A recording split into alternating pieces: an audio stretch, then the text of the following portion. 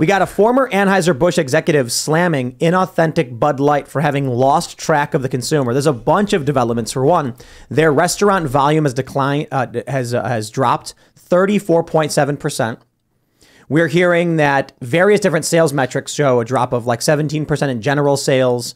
Volume is decreased in double digits. And here's my favorite latest development on the Bud Light boycott story. It is, first, I'd like to bring you all back in time to April 13th for this CNN article. Bud Light's inclusive ad campaigns are good for business, experts say. Experts say. And then we get this masterpiece. Bud Light sales are falling, but distributors say they're sticking by the brand. Shot and Chaser, 13 days late, Shot and Chaser. You'll love to see it. I love to see Guys, screenshot those two. I should actually just do this right now. I'm the first one, a Jim Cramer byline. Yeah, right. Jim Cramer, buy Bud Light. This is hilarious. So they'll make statements like this. Inclusive ad campaigns are good for consumers. Okay, this is circular. Yes, if an ad campaign is truly inclusive, as in it is maximally appealing to the largest base possible, then yes, it's going to be an effective ad campaign. Clearly, Bud Light's ad campaign was not inclusive. Right. It was not inclusive because they alienated their own viewers. So let me give you an example. Name an incredibly controversial group of people. I don't want to be like lazy and say... The Irish. The Irish. No, name a group of people generally. Let's say... Antifa. Antifa. Okay. So if a marketing, but part of why this might break down is because you could almost actually see this happening. But if a marketing firm said, you know what, we're going to be really inclusive, we're going to include Antifa in our next advertisement, you go, well, hold on a second. Okay. By including them, you're excluding everyone who takes issue with them. So inclusive doesn't mean welcoming a new group, right? It means... how are we going to get the most possible people to be loyal to our brand? And here's an important distinction as it pertains to, say, political ideology. There's a big divide in this country, and it's roughly down the middle in terms of politics. So you risk alienating half the population by choosing, so you stay away from it. But then you can make the argument about when it comes to race. Well, there's millions, hundreds of millions, tens of millions of people of varying different racial backgrounds, and a tiny bit of racists. So you know what? If we want to maximize our total market share, we go for a literal inclusive strategy, which is apolitical and just says everybody's chill to have our beer. Instead, they go directly for the most polarizing and divisive and like nails on a chalkboard personality, and then just gut their brand. Exactly. They didn't make it inclusive. They made it as exclusive as possible. Exactly. Let's push everyone out outside of our small group of people who feel a need to virtue signal to one another that we think this is a beautiful woman. Definitely. That's what we're looking at here. Woman and beautiful. So sloppy. So I forgot who it was because I'd love to give him credit. It was on Twitter. Someone basically came up with, you want to appeal to the trans community. Okay. Here's an idea, right? Okay. You're a Bud Light factory and you've got a person there, they are a factory worker and they're trans or a little bit scared to come to work, and they get there and their friends welcome them in. Okay, well now you've done an ad that's not alienating. It's maybe welcome to, but they went in the most clunky, embarrassing way possible, and yet talk about the language. Experts say. I mean, literally, I know. Anytime a headline has experts say, just distrust it. Honestly, at this point, experts say is the blue check mark of news articles. But I will mention this: I actually think even an advertisement like that wouldn't work for Bud Light, because the consumers would go, "This is obvious virtue signaling. They're trying to be a woke brand," and that's not who Bud Light is generally marketing itself towards. That's not who buys Bud Light. But that's the craziest thing about this leftist ideology, is that they're willing to burn the entire house down just for the sake of their ideology and looking like they're doing the right thing, and I don't know, I guess showing off for their friends. That's why I say it's not really an ideology, it's a cult. It's a chaotic, destructive force that has no end game. Maybe the end game is destroying the country. Maybe they're being wielded by evil people to destroy things, but that's all they do. Consume and destroy. And we talk about a person who bought into the cult. I mean, part of the problem with the Bud Light thing was the also podcast with the VP of marketing explaining why the brand that she is a part of is bad, essentially. Is why it's too fratty and we have to change it. That's your problem when you pair that with the Dylan Mulvaney video, which was, again, I mean, who is buying Bud Light because of that? Are Dylan Mulvaney's fans buying Bud Light because of that? I can't even imagine that anyone thought this was a good idea. Oh my gosh. And this is what you get. Well, now that I think about it, Timcast probably isn't doing enough to be inclusive and to reach out to these liberals. So we're going to replace Seamus with Cenk Uygur of the Young Turks. You can't replace me. And then your stock's going to go down $1 billion. I'll be like the Tucker Carlson of Timcast. Experts say it's actually might be good. Experts say it'd be a great idea. Experts say having to alienate his entire viewer base. Right. Telling your customers, telling your audience, telling your fans that they're bad people tends not to work out for you. Yeah, shockingly enough. It's so bizarre, but this is just what happens, right? People don't understand the brands that they're trying to create advertisements for, and sometimes they can get away with it. I remember last year we had Libby Emmons here, and we were, maybe this is a year and a half ago now, but we were watching these different woke advertisements that candy companies were doing. It was a bunch of different brands. Oh, the M&M's thing from Tucker Carlson. Is that what you're talking about? Oh, no. I'm talking about the one where the witch comes in and basically kills the kid with magic, but that's not exactly what happens. Yes. Don't you remember we were watching the commercial and reviewing it? This kid has like a witch babysitter, and she comes in and she like... The kid does something gender non-conforming, and so it was supposed to be a woke commercial. Do you remember this? We reviewed it on air and made fun of it, and we were looking at a couple woke commercials.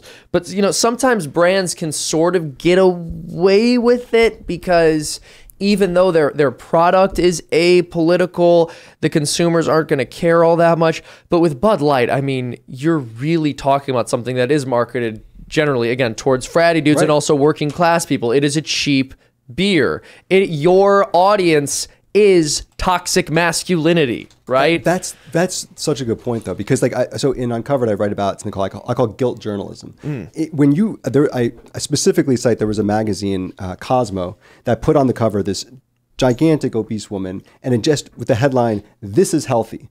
This is healthy. Now, it's one thing. If you want to put on the headline, want to put this person on the cover, okay. But what are we seeing here? What are we doing? Well, it's because they feel this guilt over what they've done for decades of putting rail thin women on their cover and what that has caused. And so now they feel this guilt. It's like a pre-cancellation. We're gonna just get ahead of this and say, oh no, now this is healthy. Now we're the good people. And honestly, in some ways that feels like what that Bud Light marketing executive was saying too. It's like we're a bad brand. So let's become good now. But we feel guilty about what we've done. Exactly. Well, they wanted to court a higher class of consumers. That's the general idea. White men are bad, right? Working class men are bad, right? All of the people who are considered toxically masculine conservatives, the frat boys, we know what they're dog whistling when they talk about this. And so what do we need? Well, we need a trendy, younger, hip viewer base, people who would have higher social credit scores, so to speak. And that's who we need to try to market to. So we're going to spit in the face of our current consumer base by marketing to them with something that we are explicitly saying isn't for them, because what we're trying to say is this brand is not for you anymore. Go away. Yep. And then when they go away, it's like, where are you going? What's happening? Yeah. I just want to get back to doing regular stuff and not getting preached at. Do you remember Gillette? Yeah. You guys remember the Gillette ad, I'm sure. When that guy another great example. That's how Jeremy's razors came about, right? Yes. Yeah. There was the part where the dude sees the attractive woman and he goes like, ooh, and he tries to walk, but the other guy stops him and is like, no, don't talk to women. Don't talk to women. He's like, women are gross, bro. No, actually, Jeremy's razors, I think it was a Dollar Shave Club thing, right? Didn't DSC cancel? Harry's razors. Sorry. Canceled their ads. Yeah, but that Gillette ad too, it was so ridiculous because they took, rough and tumble play, which all of the psychological literature shows is incredibly important and necessary for the development of young boys. It portrays it as two little boys just beating the crap out of each other, and the two dads at the grill going, well, boys will be boys, as if that's what real life is, right? They took a gender studies dissertation, made it into an advertisement, and insulted their entire viewer base because guess what? Like, those razors are for men. They're male razors. And I think this is a softer repeat of that in some I don't sense. even remember why Jeremy made chocolate bars at this point. I just know that we have 2,000 of them downstairs. They're good. They're actually pretty good, man. They have 4 ingredients. It's like chocolate, dried milk powder, and like organic sugar or something. Nuts. And cocoa butter. And the one with nuts is like almonds. For the him. What was it? It was the Hershey's did the candy bar commercial with the trans woman. Yep. And then Jeremy was like, "Don't buy that chocolate. Buy our chocolate." Dude, and then I was like, great. "Okay, I will." And so I bought 2,000 bars. You're such a consumer, Tim. Well, I think, you know, we should legitimately be supporting Agreed. these efforts. So the moment, you know, Jeremy's light or whatever comes out, brew, we'll order that too. But this is the point. You should be supporting companies that are clearly in support of your values. This show was sponsored by Public Square. Shout out to them because we're huge fans. You can go on the app and you can find businesses, and it's awesome. Look in your area, figure out which businesses actually care about your values, and don't give your money to Bud Light. That's Boom. great. And then we win. Yeah. Well, for so long, conservatives have been so reluctant to do that. One massive flaw with the right, people view this as a strength. It's not as much of a strength as they think it is. One massive flaw on the right is this odd desire not to alienate everyone, right? And so the left will claim they don't want to alienate people, but then obviously they shun anyone who steps out of line even slightly.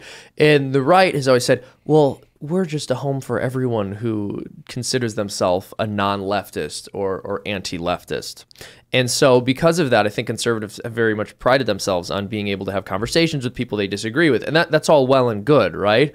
But I think for a while, there was this stigma that if you as a conservative didn't tolerate everything the left was doing, then you were just as bad as the left. And I'm glad conservatives are stepping out of that and saying, you know what, we can and we should boycott these brands, and there actually is something we can do about this. Yeah. It is weird how what was it? Sticks, X, and Hammer put out, he made a meme, and it was so amazing, and it said, the actual political party... let me pull this up. Shout out to Sticks. I got to pull this up. It was too funny. And then I don't want to ruin the joke, so let me get it. I'm scrolling. I'll find it. It's in here. So I retweeted it because it was hilarious. Here you go. Check this out. It says the two-party system summed up: Republican paralyzed goat, Democrat diseased rat. So instead of the elephant and the jackass or whatever, it's the Republican paralyzed goat, I think perfectly sums up what the Republican Party is. They get startled and then just lock up and then fall over. And the Democrats are a diseased rat. There you go. That is and I mean, I'm not the individuals, not the people. Of course not. I'm not trying to call people that. I'm saying the political parties and what they represent.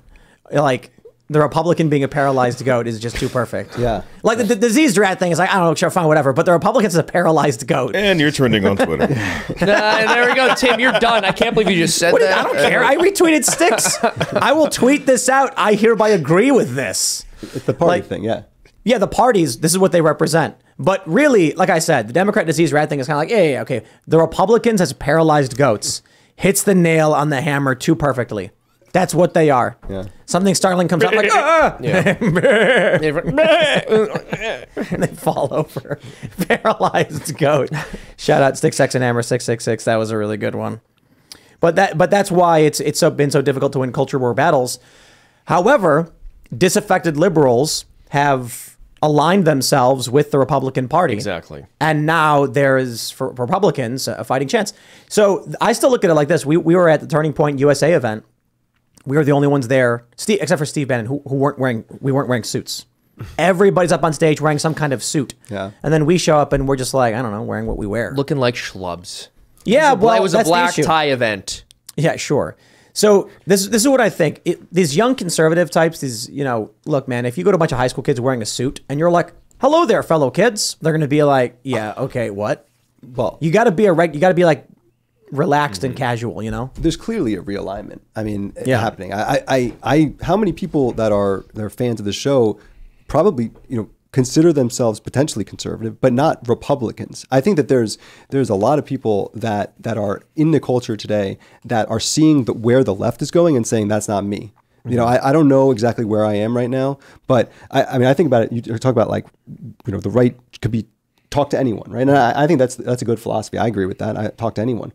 And the left right now is not just the right has bad ideas, they have dumb ideas, conservatives are stupid, but these people are dangerous. Yeah. And I think that's a huge change. That's actually and it's coming from the media too. I describe them as anti-speech activists. These people that should be about free speech and allowing a free flow of ideas on social media or wherever are now saying, no, these people are dangerous. And I actually think that young people see that and say, I'm not going to be a part of that. That's not who I am. Well, it's the cult versus the not cult. I want to mention something here too, because the media did spend a lot of time talking about how much it cared about free speech. It's really easy to care about free speech when you're the only voice. But as soon as the advent of the internet and your average person being able to voice your own opinions, all of a sudden we got all of these specials on different news outlets about disinformation and what we need to do to ensure that hate speech doesn't spread online. The whole utility of television in the present era where the internet exists is I get to talk at you, and you don't get to say anything back. Right. That's what it's for. So we shouldn't be shocked that the vast majority of individuals in legacy media don't believe in free speech because their platform is fundamentally anti-free speech. It's I get to say what I want and I don't hear anything back from you. So we're working on a bunch of new projects. Obviously, we're looking for talent, and we've been talking to some individuals who are like, oh man, I don't want to be involved in political stuff. And I'm like, look, the show that we're launching is not political in any way. It's totally its own standalone thing. And so we started working on this, and I'll keep the details vague for now. But the individual said that they started getting threats of violence, insults, and attacks. And I was like, did you get any of that from anyone associated with the right or like disaffected liberals? And he's like, no, of course not. Yeah. And I was like, and do you agree with all of these people? It's like, no, of course not. And I'm like, isn't it crazy that someone like Seamus, who is Catholic, staunchly pro-life, can sit here and disagree with me or Ian or whatever, and he's like he's one of our best friends. We laugh together. He's on the show consistently. There's no beef. Right. Yeah. There's none. But if it comes to the left, you disagree on one issue, you're out. You're far right. You're bad. You're evil. Literally Hitler. Yeah. Literally Hitler. Yeah. This is the Joe Rogan thing that's so fascinating to me. I mean, Joe Rogan is a guy who's, if he's supporting any politician, it's Bernie Sanders. You know, this is as progressive as it can get. And yet, why does the left hate him and the corporate media hate him? Is because he's impeding on their power and because he's willing to have conversations. I mean, I describe him as an information maximalist. And the media is now full of information minimalists. They want the minimum amount of information out there for the public to consume because really they just fundamentally distrust people. They distrust their own audience and they distrust the average American. And the right, it is now all of a sudden in this position of being, no, actually, you know, let's get ideas out there. Now, not the right, but Bill Maher and Joe Rogan, these are people that just have a fundamental disagreement with the way the left has shifted towards this anti-free speech platform. And I think the other side of that too, though, is also the left has gotten so crazy, and a lot of their core beliefs now don't stand up to intellectual scrutiny. Yeah. So if they had their ideas challenged on social media or on these news programs, and people are exposed to one side and the other side and the actual facts, like men can't be women, men don't have uteruses. You know, if we truly have an actual open debate, pretty much 90% of everything they believe is gonna be obliterated. Yep. That's why they don't want to come on the show.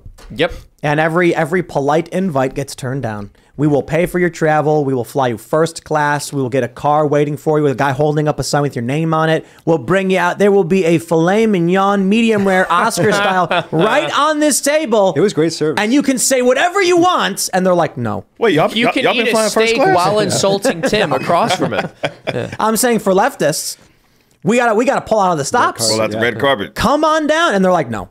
And then you get the grifter ones who are like just willing to lie, cheat, and steal for fame. And they're like, oh, come on. It's like, not you. Yeah. Right. You know, we know what your game is. Yeah. I'm talking about the actual personalities who are talking about leftist politics and policies. Jimmy Dore came on. But we're big fans of Jimmy Dore. He was a regular on Tucker, too. Right. This is the thing. Like, there are some people that I think are willing to do it themselves and are willing to have that exchange, but they're just so afraid of the backlash. They're so afraid of what a few people yelling at them on Twitter will feel like that they don't understand that is such an unrepresentative situation when it comes to what your actual fans, what people that actually like you, they would get out of that. They're so warped and living in this bubble of Twitter, which is, you know, as polls have shown, 2% of all Americans account for 90% of tweets about politics. I mean, it's unrepresentative. And listen, I spend way too much time on Twitter myself. Amen. I love it. I hate that I love it. I'm not representative of this, but I try to have some self-awareness that this is not real life, that people who, you know, love me on Twitter or hate me on Twitter, it's a very small cross-section. But I think it's becoming real life. That's the issue. That it's starting to feed into it. Yeah. Well, that it has been. This, you know, Twitter isn't real life was prominent 6-7 years ago because people were hyper online, but now there's no middle anymore. Yeah. Now it's to the point where it really does. Like the craziest thing is I've had people come up to me and be like, "Oh, hey, you're Tim Pool. I follow you on Twitter." And I'm like, oh, do you watch the show? And they're like, I just follow you on Twitter, man. Really? Okay, Yeah. that's cool. Wow. So it's like Twitter's influence has become pronounced, which is probably why Elon Musk was like, I have to buy this thing. Yeah. Well, I mean, a lot of what people end up deciding to talk about or report about or discuss on their podcast is based on what they see trending on Twitter. So it's an incredibly powerful tool. Now, what a lot of people don't realize is that while Twitter, in terms of its user base, is not the furthest left platform, it certainly leans to the left to the point where if it were a state, for example, it would be, pretty solidly blue. And a lot of corporations will look to the kind of reception they are getting on Twitter from their advertisement campaigns to determine whether they should shift course. And they're getting an incredibly biased sample, and many of them haven't realized that in the past. So you'll get a bunch of people tweeting at you saying, well, this campaign was offensive, et cetera, et cetera. All right, well, you're getting a biased sample there. But corporations will still make changes based on that very biased sample. Thanks for watching this clip from the Timcast IRL podcast. Hang out with us live Monday through Friday at 8 p.m. and become a member over at timcast.com for uncensored, members-only shows exclusive. Thanks for hanging out, and we'll see you all next time.